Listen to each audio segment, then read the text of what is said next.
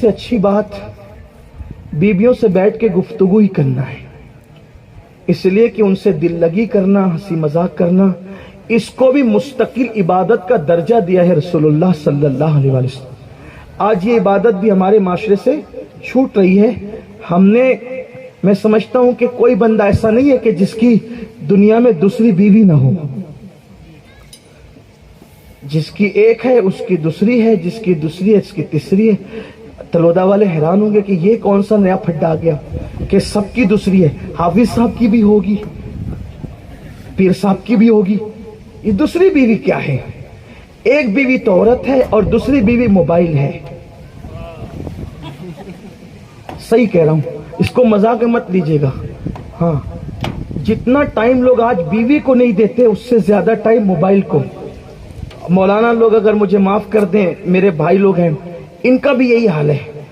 تقریر میں بیٹھیں گے اسٹیج پہ تو بھی وہ اس میں ارے اللہ رسول کی بات ہو رہی ہے، تو کیا دیکھ رہا ہے؟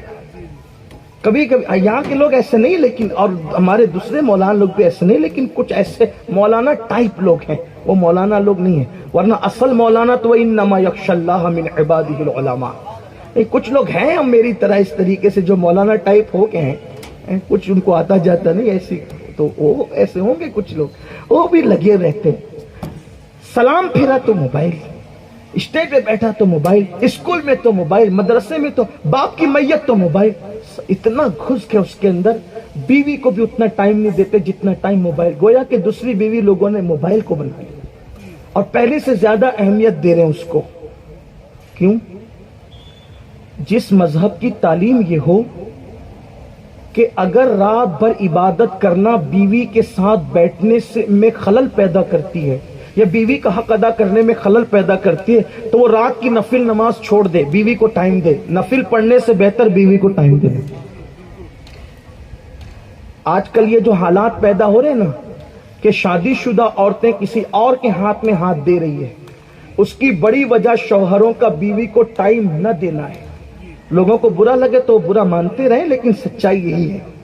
جب تم ٹائم نہیں دو گے، بھوک لگی ہے نا، جو آدمی پلاؤ کھانے کا عادی ہے اس کو پلاؤ نہ ملے گا اور بھوک لگی، وہ چٹنی کی طرف ہاتھ ڈال دے گا، حلال نہ ملے گا تو حرام کی طرف، پڑوسی کے ڈش پہ ہاتھ ڈال دے گا۔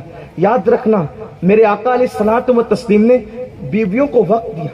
حضور سے زیادہ اس دنیا میں کوئی مصروف ترین ہستی گزری ہی نہیں ہے۔ اتنے مصروف، لیکن حضور علیہ السلام نے اپنے وقت کے 3 حصے کیے تھے، جس میں سے ایک حصہ اللہ کے رسول اپنی بیویوں کو، ازواج پاک کو دیتے تھے، اور ان کے درمیان صرف ایسا نہیں کہ کھانا لا دو، بستر بچھا دو، بس ختم، نہ، بلکہ حضور علیہ الصلوۃ والتسلیم کے گھر میں جو گفتگو ہوتی تھی ساری انجمنیں سمٹ آئی تھی۔ میں تو لوگوں کو یہی کہتا ہوں، اگر رسول اللہ کی ازدواجی زندگی پڑھ کر ہم اس پر عمل کر لیں، کبھی طلاق کا تصور گھروں کے اندر نہیں آ سکتا۔ حضور کیا کرتے تھے گھر میں پتہ ہے؟ مختلف باتیں، اشارہ دیتا ہوں، وقت تو نہیں ہے، اصل میں یہ بات اس لیے بھی آگے کہ آج ابھی ایک نکاح بھی پڑھانا ہے، تو بھی میں آپ کو، حضور علیہ السلام اپنی پاک بیویوں سے کہتے تھے چلو آج دوڑ لگائیں گے، اللہ کے رسول چلو آج دوڑ لگائیں گے، اور پاک ازواج کے ساتھ دوڑ لگائی جاتی تھی۔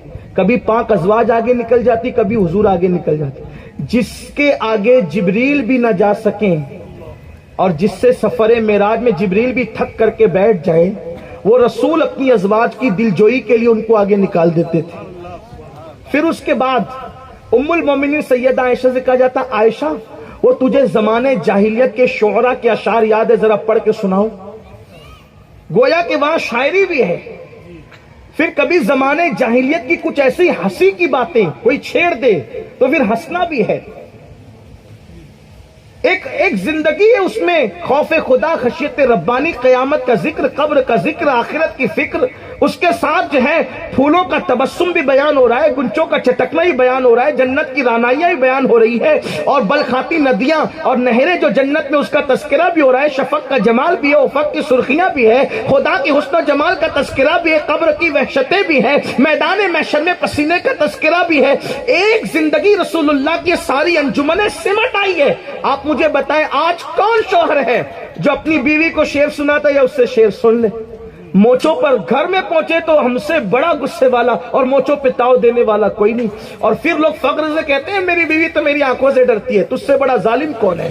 بیوی کو آنکھوں سے ڈرانا یہ مردانگی نہیں ہے، بلکہ بیوی کے دل میں جگہ بنا لینا یہ مردانگی ہے. اسی لیے میرے آقا کی ازواج پاک سے پوچھا گیا حضور کیسے تھے؟ ام المومنین نے کہا کانا خلقہ القرآن. کیا تو نے قرآن نہیں پڑھا؟ ان کی پوری زندگی تو قرآن کی طرح تھی. فرماتی ہیں رسول اللہ کی 11 بیویاں تھی، لیکن ایک بیوی کو بھی کبھی اپنی ذات کے لیے رسول اللہ نے ڈانٹا تک نہیں. یہ بھی نہیں پوچھا کہ یہ کام کیوں کیا، یہ کام کیوں نہیں کیا. الٹا ایسا ہوتا تھا کہ ازواج پاک محبت میں روٹ کر بیٹھ جاتی تھی، بات بند کر دیتی تھی، حضور جا کر کے ان کو منا لیا کرتے تھے. آپ غور تو فرمائیں میرے آقا علیہ السلام کے دیوانوں، ہمارے گھروں کا ماحول ہم نے جہنم قدا بنا رکھا. ٹائم نہیں دے رہے بیویوں کو. نوجوان خاص طور پہ گھر میں آئے، موبائل میں لگے، فیس بک میں لگے، یوٹیوب پر لگے. اب آپ مجھے بتائیں زک زک نہیں ہوگی تو کیا ہوگی؟ تک تک نہیں کیا ہوگی تو کیا ہوگی؟ عورتیں چڑچڑا پن نہیں کرے گی تو کیا ہوگی؟ کیونکہ اس کو سونے کے پلنگ پر، وہ گولڈ کے پلنگ پر وہ سکون نہیں ملتا جو شوہر کے ساتھ بیٹھنے میں ملتا ہے، اس کے ساتھ زندگی گزارنے میں ملتا ہے. قرآن کہتا ہے لِتَسْكُنُوا إِلَيْهَا، تمہاری بیویاں تمہارے لیے سکون ہے اور تم ان کے لیے سکون ہو. میرے عزیز جو سکون تھا، اب لوگ کہتے ہیں مولانا سکون نہیں ملتا. رہے جو سکون تھا وہاں جا کر تو موبائل لے کر بیٹھ گیا. اب بتا تجھے سکون کہاں ملے گا؟ یہ ہنسنے کی باتیں نہیں، یہ سچائی ہے، یہ حقیقت ہے. تو بات دور نکل گئی. میں عرض یہ کرنے چلا تھا کہ مسلمان جو ہے گناہ